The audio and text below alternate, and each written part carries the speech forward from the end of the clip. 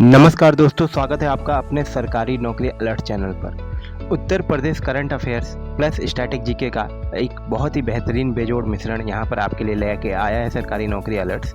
अगस्त से जुलाई 2023 तक के जितने भी करंट अफेयर्स हैं, साथ ही साथ स्टैटिक जीके के भी कुछ पोर्शन को यहाँ पर कवर किया गया है और यह 100% जेन्युइन अपडेट्स होंगे। आपके सभी सरकारी पेपर में आपके काम आएंगे। सरकारी पेपर जैसे कि एसएससी, एमटीएस, स्टेनोग्राफर, इसके साथ ही यूपी टेट, सुपर टेट में जो भी क्वेश्चन आने वाले हैं सभी में आपको यह काम आएंगे। तो वीडियो को अंत तक देखें दोस्तों। वीडियो पसंद आए तो वीडियो को लाइक करें और अपने दोस्तों के साथ शेयर जरूर करें दोस्तों। ठीक है, तो चलिए शुरू करते हैं दोस्तों। सबसे पहले यहाँ पर आप देख सकते हैं, बैठक के लिए वाराणसी पहुंचे एससीओ देशों के पर्यटन मंत्री, यानी कि एससीओ यानी कि संघाई सहयोग संगठन देशों के पर्यटन मंत्री और सांस्कृतिक गतिविधियों को बढ़ावा देने के लिए शुक्रवार और शनिवार को पर्यटन मंत्रियों की बैठक हुई वाराणसी के नदेसर स्थित एक होटल में। और इसमें केंद्रीय पर्यटन व संस्कृति मंत्री जो है हमारे जी किशन रेड्डी और एससीओ देशों के पर्यटन मंत्री सभी वाराणसी पहुंचे हैं। उत्तर प्रदेश के पर्यटन व संस्कृति मंत्री जयवीर सिंह भी यहां पर उपस्थित होंगे। यहां पर आप देख सकते हैं, यहां वाराणसी पे जो घाट है वहां की यात्रा कर रहे हैं पर्यटन मंत्री और यह बैठक देख सकते हैं आप, 2 दिनों की यहाँ पर यह बैठक होगी। ठीक है दोस्तों, अभी एससीओ के बारे में देख लेते हैं। एससीओ क्या है दोस्तों, इसका परिचय यहाँ पर देखिए। यह एक स्थायी अंतर सरकारी अंतर्राष्ट्रीय संगठन है। वर्ष 2001 में एससीओ की स्थापना हुई थी। एससीओ चार्टर वर्ष 2002 में हस्ताक्षरित किया गया था और 2003 में एससीओ पूरी तरीके से लागू हो गया था। ठीक है, एससीओ का काम क्या है दोस्तों, यह एक राजनीतिक, आर्थिक और सैन्य संगठन है जिसका लक्ष्य इस क्षेत्र में शांति, सुरक्षा तथा स्थिरता बनाए रखना है। इसे उत्तर अटलांटिक संधि के प्रतिकार के रूप में देखा जाता है। उत्तर अटलांटिक संधि यानी कि नेटो दोस्तों। ठीक है, और इसकी आधिकारिक भाषाएं क्या हैं? एससीओ की आधिकारिक भाषाएं हैं रूसी और चीनी। दोस्तों अभी एससीओ काफ़ी चर्चा में रहा था, तो आप ध्यान से एससीओ के बारे में देखें। पेपर में आने वाले पेपरों में आपसे यह पूछा जा सकता है। स्थायी निकाय देख सकते हैं, इसका जो सचिवालय है बीजिंग में है और ताशकंद में क्षेत्रीय आतंकवाद विरोधी संरचना RATS की कार्यकारी समिति का बैठक होता है दोस्तों। इसकी अध्यक्षता देख सकते हैं, अध्यक्षता 1 वर्ष पश्चात सदस्य देशों द्वारा रोटेट की जाती है।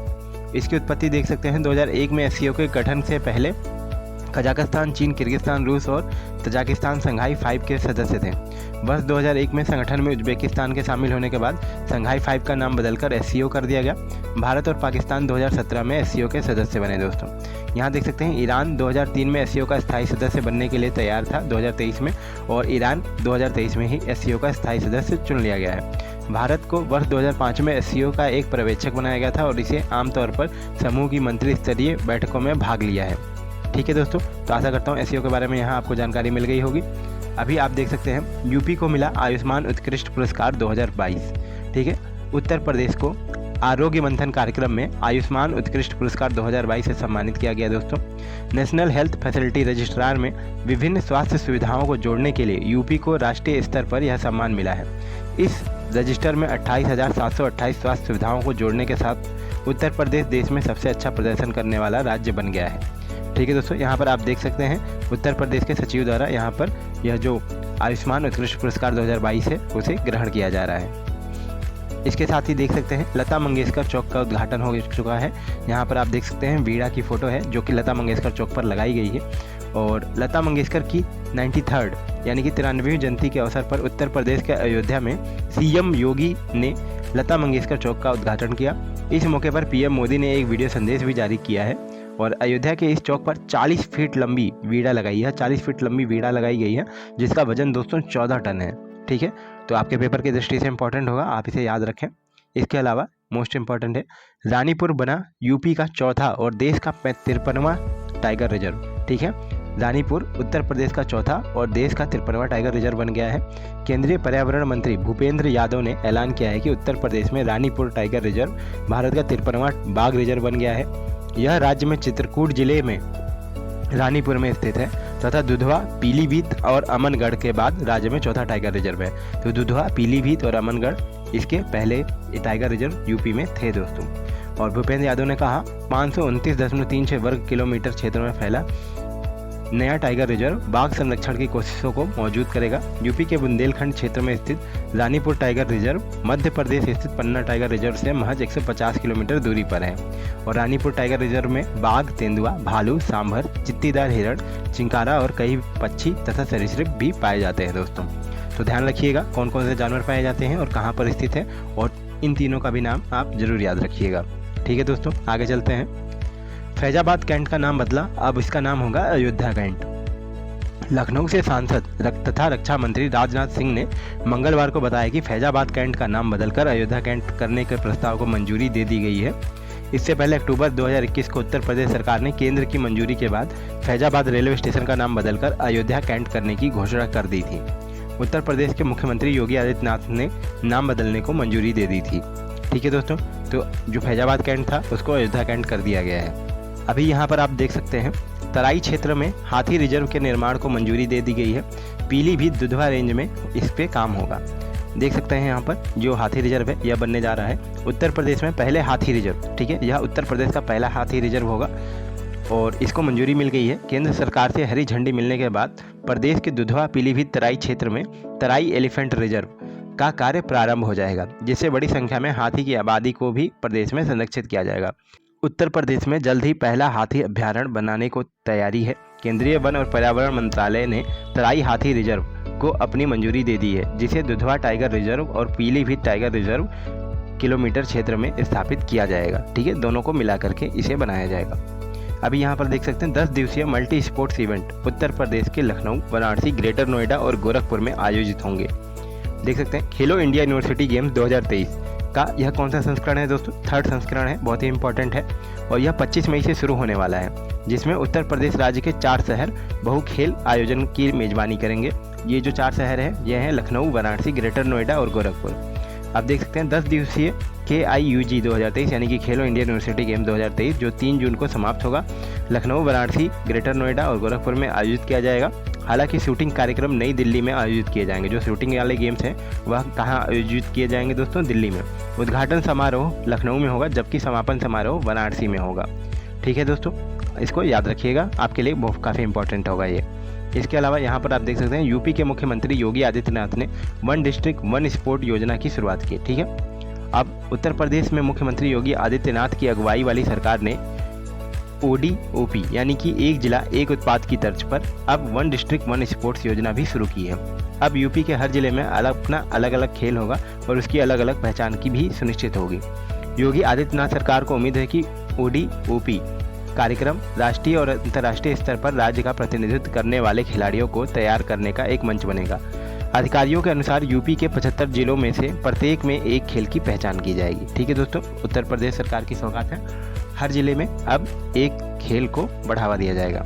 इसके अलावा यहाँ पर देख सकते हैं गोरखपुर के मुंडेरा बाजार का नाम बदलकर चौरी चौरा और देवरिया के तेलिया अफगान गांव का नाम बदलकर तेलिया शुक्ला रख दिया गया है। ठीक है, यहाँ पर देख सकते हैं यह भोरानाथ ब्रह्म स्थान है जो कि तेलिया शुक्ल देवरिया, अब इसका नाम यहाँ पर कर दिया गया है। पहले इसका नाम था तेलिया अफगान। ठीक है, यहाँ पर देख सकते हैं अधिकारी ने बताया कि गृह मंत्रालय नाम परिवर्तन के प्रस्तावों पर संबंधित एजेंसियों के परामर्श के बाद मौजूदा दिशा निर्देशों के अनुसार विचार करता है। एक अन्य अधिकारी ने बताया कि गृह मंत्रालय किसी भी स्थान का नाम बदलने के लिए रेल मंत्रालय, डाक विभाग और भारतीय सर्वेक्षण विभाग से सहमति लेने के बाद अनापत्ति प्रमाण पत्र देता है और जिसके बाद किसी भी डिस्ट्रिक्ट का जगह का नाम बदला जा सकता है। अब यहाँ देख सकते हैं इससे पहले उत्तर प्रदेश में इलाहाबाद का नाम बदलकर प्रयागराज किया गया था। इसके अलावा मुगलसराय रेलवे स्टेशन का नाम बदलकर दीनदयाल उपाध्याय स्टेशन रख दिया गया था और इसी के साथ साथ स्पेकुलेशन लगाई जा रही थी कि अलीगढ़ रेलवे स्टेशन का नाम भी बदला जा सकता है। तो चलिए देखते हैं क्या होता है। तब तक के लिए अभी आगे बढ़ते हैं अपने करंट अफेयर के टॉपिक पर। आरोहिणी से बेटियां बनेंगी सक्षम।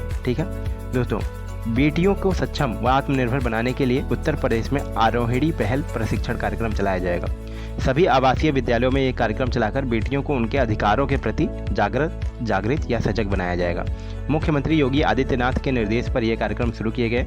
समग्र शिक्षा अभियान व स्टडी हॉल एजुकेशन फाउंडेशन के साथ, ठीक है, समग्र शिक्षा अभियान व स्टडी हॉल एजुकेशन फाउंडेशन के साथ कानपुर कमिश्नरेट को भी इसमें शामिल किया गया है। इसके लिए पुलिस मुख्यालय से आरोहिणी में शामिल होने के लिए पुलिस कर्मियों की सूची मांगी गई थी। कानपुर से IPC और CRPC की जानकारी रखने वाले 26 इंस्पेक्टर, 53 दरोगा, 106 पुरुष पुलिसकर्मी और 36 महिला पुलिसकर्मियों की लिस्ट मुख्यालय को भेजी गई। 1 फरवरी यानी आज से इसके लिए आरोहिणी कार्यक्रम में शामिल लोगों की ट्रेनिंग शुरू होगी। ठीक है दोस्तों, तो अभी समझ में आ गया होगा आपको आरोहिणी बेटियों के लिए जो कार्यक्रम है उत्तर प्रदेश में वह क्या है। आगे बढ़ते हैं। उत्तर प्रदेश सरकार की कृषि अपशिष्ट से एथेनॉल उत्पादन के लिए डेनमार्क से बातचीत चल रही है। ठीक है, इसके बारे में देखते हैं। राज्य सरकार कृषि अपशिष्ट से एथेनॉल और मेथेनॉल बनाने की नई तकनीक अपनाने में सहायता के लिए डेनमार्क से बातचीत कर रही है। डेनमार्क के राजदूत फ्रेडी स्वान ने हाल ही में मुख्य सचिव DS मिश्रा से मुलाकात की और पराली को बायोस्ट्रॉ ब्रिकेट से एथेनॉल या मेथेनॉल में बदलने में इस्तेमाल होने वाली तकनीक पर चर्चा की। 2025 तक डेनमार्क में पहला संयंत्र स्थापित हो जाएगा। उसके बाद डेनमार्क उत्तर प्रदेश सरकार को अपनी सहायता करेगा और उत्तर प्रदेश में काफ़ी बड़ा एक मेथेनॉल एथेनॉल प्लांट लगाया जाएगा।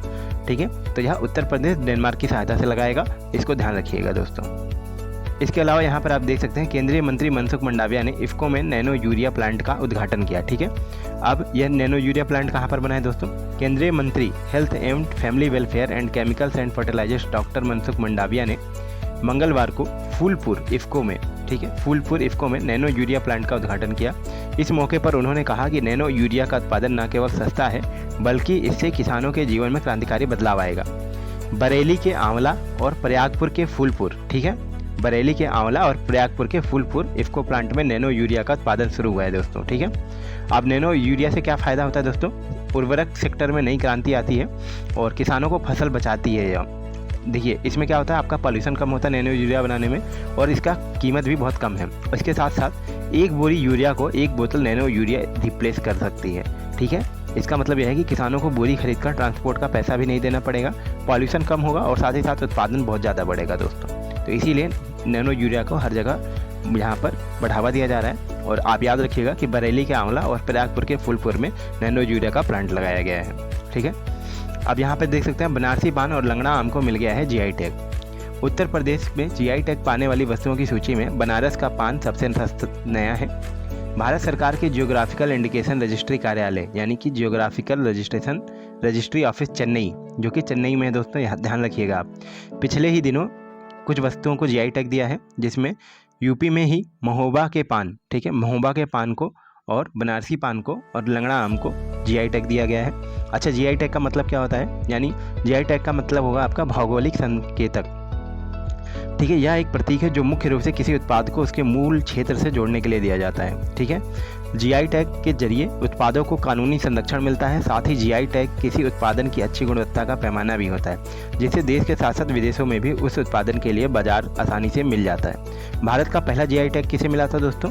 दार्जिलिंग की चाय को मिला था। ठीक है, अभी यहाँ पर आप देख सकते हैं महाराजगंज में बना विश्व का पहला एशियाई किंग गिद्ध संरक्षण केंद्र। ठीक है, जो महाराजगंज है उत्तर प्रदेश का, वहाँ पर विश्व का सबसे पहला एशियाई किंग गिद्ध संरक्षण केंद्र बना है। गिद्धों को तेजी से विलुप्त हो रहे प्रजाति को संरक्षित करने के लिए विश्व का पहला जटायु एशियाई किंग गिद्ध संरक्षण एवं प्रजनन केंद्र उत्तर प्रदेश के महाराजगंज में स्थापित किया गया। उत्तर प्रदेश के महाराजगंज जिले में जयति संरक्षण एवं प्रजनन केंद्र की स्थापना की जा चुकी है। ठीक है, एशियाई किंग गिद्ध एक तेज गति से विलुप्त हो रही प्रजाति है। इसका संरक्षण वन्य संरक्षण जीव अधिनियम 1972 के तहत किया जाता है। ध्यान रखिएगा सारी बातों को, काफ़ी इंपॉर्टेंट है आपके लिए। यहाँ पर आप फोटो देख सकते हैं, यह जो बाघ की फोटो है यह उत्तर प्रदेश के सुहेलवा अभ्यारण्य में मिला है। ठीक है, जो उत्तर प्रदेश का सुहेलदेव यानी कि सुहेलवा वन्यजीव अभ्यारण्य है।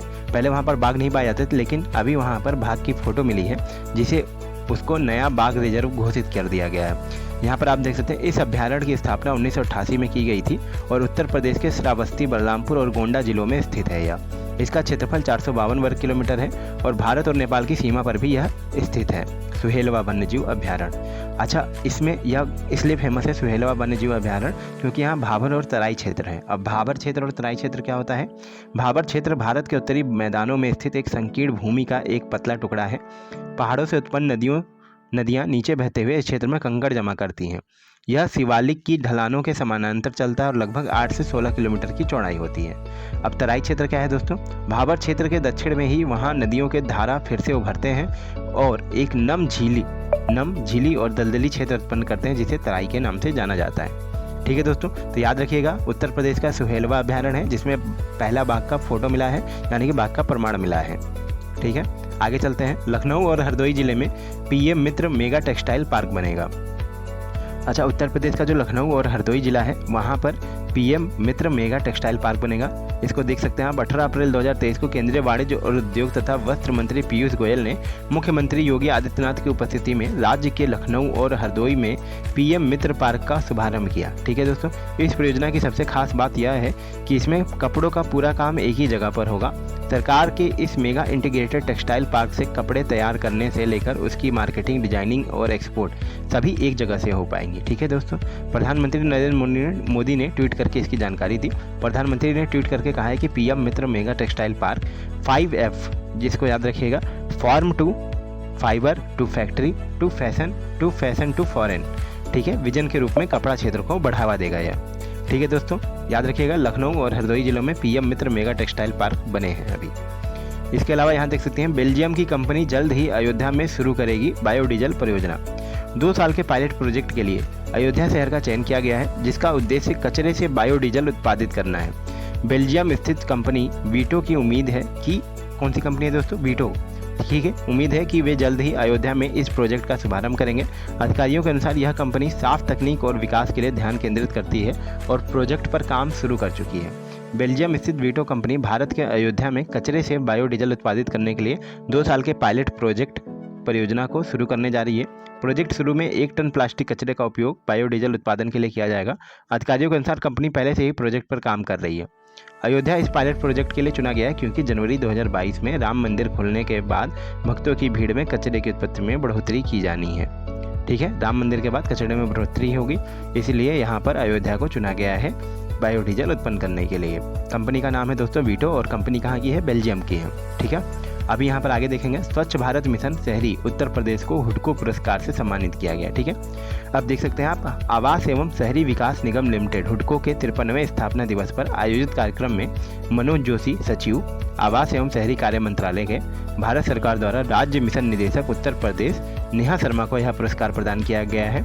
यह नेहा शर्मा है, यहाँ पर आप देख सकती हैं, और ये मनोज जोशी हैं जो कि सचिव हैं आवास एवं शहरी कार्य मंत्रालय के। राज्य मिशन निदेशक उत्तर प्रदेश नेहा शर्मा को यह अवार्ड दिया गया। यह अवार्ड स्वच्छता के लिए best practices to improve the living environment 2022-23 की कैटेगरी में दिया गया है। पुरस्कार के रूप में यूपी सरकार को 1 लाख रुपए भी दिए गए हैं। ठीक है दोस्तों, अभी यहाँ पर आप देख सकते हैं, बच्चों के लिए डिजिटल हेल्थ कार्ड बनाने वाला पहला जो राज्य है वह उत्तर प्रदेश बना है। बच्चों के लिए डिजिटल हेल्थ कार्ड बनाने वाला उत्तर प्रदेश देश का पहला राज्य बन गया है। योगी सरकार ने हर छात्र को गुणवत्तापूर्ण शिक्षा देने के लिए नगरीय विकास विभाग और लखनऊ स्मार्ट सिटी के तहत स्कूल हेल्थ प्रोग्राम शुरू किया है। इस पायलट प्रोजेक्ट के तहत लखनऊ स्मार्ट सिटी द्वारा लखनऊ के 3 स्कूलों में स्कूल हेल्थ प्रोग्राम शुरू किया गया दोस्तों। इसमें नगर निगम के स्कूलों में पढ़ने वाले 1765 विद्यार्थियों के शारीरिक व मानसिक स्वास्थ्य का डिजिटल हेल्थ रिपोर्ट कार्ड तैयार किया जा रहा है। साथ ही इन बच्चों को 25,000 रुपये के स्वास्थ्य बीमा का भी लाभ दिया जाएगा। ठीक है दोस्तों, लखनऊ में यह योजना शुरू की गई है। नगरीय विकास विभाग और लखनऊ स्मार्ट सिटी के तहत स्कूल हेल्थ प्रोग्राम के अंतर्गत यह योजना शुरू की गई है। इसके अलावा यहाँ पर आप देख सकते हैं, उत्तर प्रदेश अब सबसे ज़्यादा जीआई टैग वाले सामान की लिस्ट में दूसरे नंबर पर आने वाला राज्य बन गया है। ठीक है, यानी कि जो जीआई टैग मिलते हैं उसमें दूसरे नंबर पर उत्तर प्रदेश आ गया है। मतलब सबसे ज़्यादा दूसरे नंबर पर जीआई टैग जो है उत्तर प्रदेश के पास है। सबसे ज़्यादा जीआई टैग है तमिलनाडु के पास। अभी आप देख सकते हैं, उत्तर प्रदेश को ओडीओपी शिल्प, मैनपुरी तारकासी, महोबा का गौरा पत्थर शिल्प और संभल का सिंह शिल्प के लिए जीआई टैग मिल गया है। इसके बाद अब उत्तर प्रदेश अब सबसे ज़्यादा जीआई टैग वाले सामान की लिस्ट में दूसरे नंबर पर आ गया है। संभल में बने जो हॉर्न बोन, ये देख सकते हैं, संभल में सिंह शिल्प जो बनता है उसका हैंडीक्राफ्ट प्रोडक्ट बेहद लोकप्रिय है। इन शिल्प वस्तुओं को बनाने के लिए इस्तेमाल किया जाने वाला कच्चा माल मरे हुए जानवरों से मिलता है।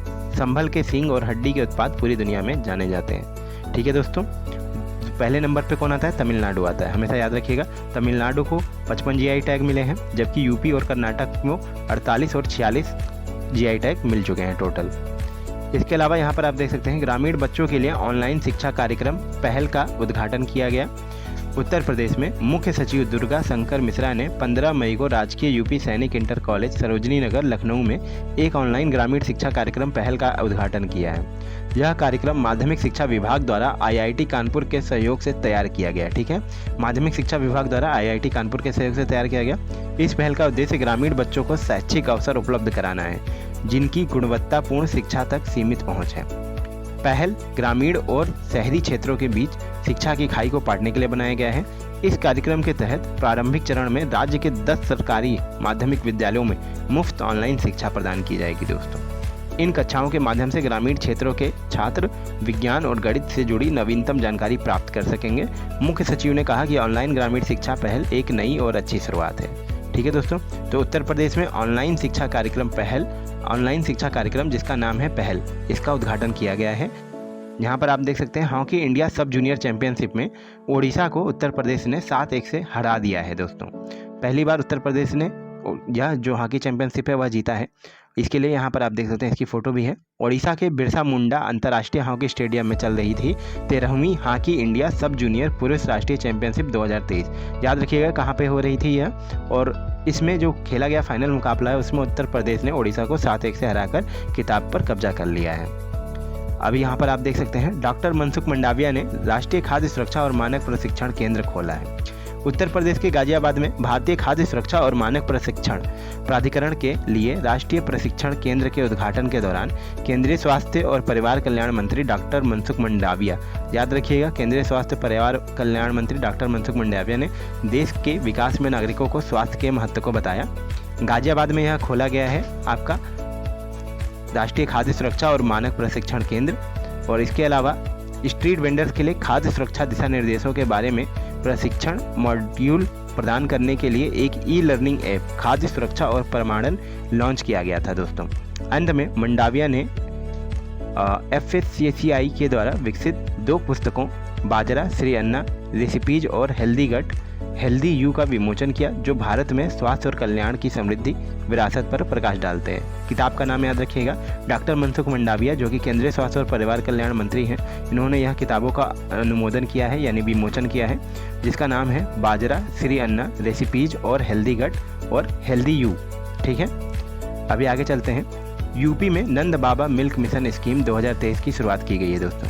हमारे देश में अधिकतर किसानों की आय का जो साधन है वह पशुपालन है। ऐसे में उत्तर प्रदेश की सभी योजनाओं को बढ़ावा देने के लिए यूपी के मुख्यमंत्री योगी आदित्यनाथ जी ने नंद बाबा दुग्ध मिशन योजना शुरू की है। इस योजना के माध्यम से राज्य के किसानों को दूध की अच्छी कीमत प्रदान की जाएगी, उसके साथ ही उनकी आर्थिक स्थिति में सुधार किया जाएगा। पशुपालन के साथ साथ किसानों को भूमि की उपज बढ़ाने के लिए कृषि संयंत्र खरीदने पर 50% की सब्सिडी दी जाएगी।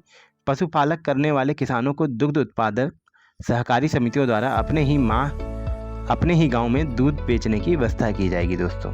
ठीक है, आशा करता हूं कि आपको समझ में आ रही होंगी चीज़ें। अगर आपको समझ में आ रही हैं तो वीडियो को लाइक ज़रूर करें। यूपी सरकार ने फैमिली ID पोर्टल लॉन्च किया। ठीक है, अब देखिए ये पहला राज्य बना है उत्तर प्रदेश जो कि फैमिली ID पोर्टल लॉन्च किया है। यूपी सरकार ने प्रदेश के परिवारों के लिए सरकारी योजनाओं तक पहुंच को आसान बनाने के लिए एक ऑनलाइन पोर्टल फैमिली ID यानी कि one family one identity launch किया। इसका उद्देश्य उन परिवारों को मुफ्त या सस्ता राशन उपलब्ध कराना है जिनके पास राशन कार्ड नहीं है और जो राष्ट्रीय खाद्य सुरक्षा योजना के पात्र नहीं है। ठीक है, तो इसका उद्देश्य क्या है? मुफ्त या सस्ता राशन उपलब्ध कराना जिनके पास राशन कार्ड नहीं है और जो राष्ट्रीय खाद्य सुरक्षा योजना के पात्र नहीं है। ठीक है, one family one identity Uttar Pradesh सरकार द्वारा जारी किया गया। इसके अलावा यहाँ पर अंतिम देख सकते हैं आप, मुख्यमंत्री ने जेलों का नाम बदलकर सुधार गृह रख दिया है। उत्तर प्रदेश के मुख्यमंत्री योगी आदित्यनाथ जी ने प्रदेश के जेलों को आगे से सुधार गृह करने के लिए दिशा निर्देश जारी कर दिए हैं। यह उत्तर प्रदेश में कुछ नया हो सकता है लेकिन देश में नया नहीं है। पंजाब में तो यह दशकों पहले ही जेल को सुधार गृह करना शुरू कर दिया गया था। बाकी जेलों का नाम बदलकर सुधार गृह कर देने से कुछ बदलने वाला नहीं है दोस्तों, जब तक जेलों के प्रबंधन में आमूल परिवर्तन नहीं किए जाते। ठीक है, तो उत्तर प्रदेश सरकार ने जेलों को सुधार गृह करने के लिए जो है दिशा निर्देश जारी कर दिए हैं और पंजाब सरकार इसको पहले से ही अप्लाई कर चुकी है, तो ध्यान रखिएगा इन बातों को। इसके अलावा यहाँ पर आप देख सकते हैं उत्तर प्रदेश में गरीबों को मिलेगी फ्री कानूनी सहायता। सरकार ने लागू की LADCS प्रणाली। अब ये LADCS प्रणाली क्या है दोस्तों? उत्तर प्रदेश के मुख्यमंत्री योगी आदित्यनाथ जी के द्वारा राज्य के नागरिकों को कानूनी सुरक्षा प्रदान करने हेतु LADCS यानी कि कानूनी सहायता रक्षा परामर्श प्रणाली को लागू कर दिया गया है। इसके तहत राज्य के जिन लोगों को कानूनी सहायता की जरूरत होगी उन्हें इस प्रणाली के तहत निःशुल्क कानूनी सहायता प्रदान की जाएगी। यह योजना सरकार द्वारा 2 साल तक चलाई जाएगी, जिससे राज्य के लोगों को न्यायालय जाए बिना छोटी छोटी समस्याओं का समाधान करने में सहायता मिलेगी, ताकि छोटे विवादों को सुलझाकर उनका समाधान कर आपराधिक घटनाओं को रोका जा सके। अच्छा, आगे देख सकते हैं आर्थिक रूप से कमजोर लोगों को इस स्कीम का लाभ प्राप्त हो पाएगा। यूपी फ्री लीगल एड के लिए LADCS प्रणाली में चीफ, डिप्टी और असिस्टेंट काउंसलिंग को राज्य की आम जनता को कानूनी सहायता प्रदान करने के लिए रखा गया है, जिससे कि यूपी फ्री कानूनी सहायता से राज्य के गरीब कमज़ोर लोगों को कानूनी सुरक्षा का लाभ जल्द से जल्द प्राप्त हो सके और उनके साथ हुए आपराधिक मामलों में उन्हें त्वरित न्याय मिल सके। ठीक है दोस्तों, तो आप यहाँ पर समझ चुके होंगे यूपी फ्री लीगल एड के बारे में सभी जानकारी आपको समझ में आ गई होगी। ठीक है, इसी तरह अभी जुलाई 2022 से लेकर के अगस्त तक की सभी जो इम्पॉर्टेंट करंट अफेयर्स से संबंधित जानकारियाँ थी वो हमने यहाँ पर कवर कर ली हैं। तो ऐसे ही 100% जेन्युइन अपडेट पाने के लिए चैनल को सब्सक्राइब जरूर करें। इंस्टाग्राम पर आप मुझे फॉलो कर सकते हैं, मेरी इंस्टाग्राम ID @ankitji1432 और इसके साथ ही साथ @सरकारी नौकरी अलर्ट्स को सर्च करके भी आप इंस्टाग्राम पर फॉलो कर सकते हैं। इस वीडियो की PDF आपको टेलीग्राम चैनल पर मिल जाएगी, जिसका लिंक हमने डिस्क्रिप्शन बॉक्स में दे दिया है दोस्तों। तो मिलते हैं तब तक के लिए नेक्स्ट वीडियो में, तब तक के लिए जय हिंद, नमस्कार।